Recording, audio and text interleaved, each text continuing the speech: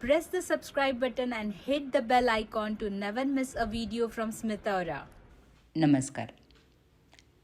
हा व्हिडिओ आहे 25 डिसेंबरचा, फ्लावर शोचा तिसरा दिवस. सकाळी 7:30 वाजता ही मुलं ड्रॉइंग कॉम्पिटिशनसाठी महावीर गार्डनमध्ये हजर होती आणि याच दिवशी संध्याकाळी होती फ्लावर शोची सांगता.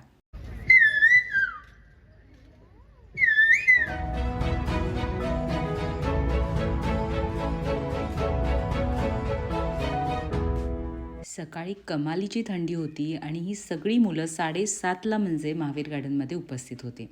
एका जवानाने सुद्धा या ड्रॉइंग कॉम्पिटिशनमध्ये सहभाग नोंदवला. सगळी मुले ड्रॉइंग पेंटिंग करण्यात मग्न होती.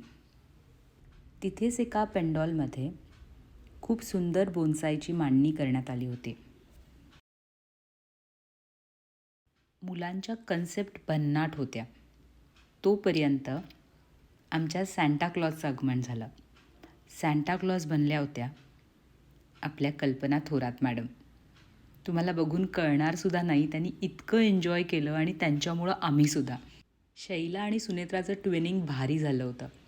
यामध्ये एका टॅटू आर्टिस्टनी सुद्धा उपस्थिती लावली होती.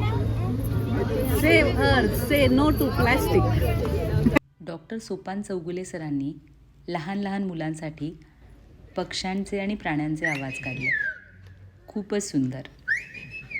चित्र काढून झाल्या सगळी मुलं टॅटू काढण्यासाठी पळाली. थोरात सर आणि कल्पना मॅडम, मानलं मी. खूपच छान. मुलांनी खूप एन्जॉय केलं. यानंतर गार्डन्स क्लबचे सिनियर मेंबर आणि ज्येष्ठ कलाकार बकरे सर यांचा सन्मान करण्यात आला.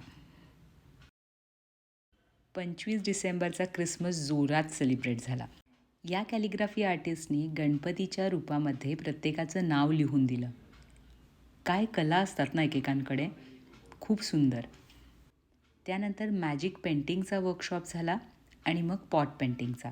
मॅजिक पेंटिंगचा वर्कशॉप शैलांनी घेतला आणि पॉट पेंटिंगचा मी घेतला.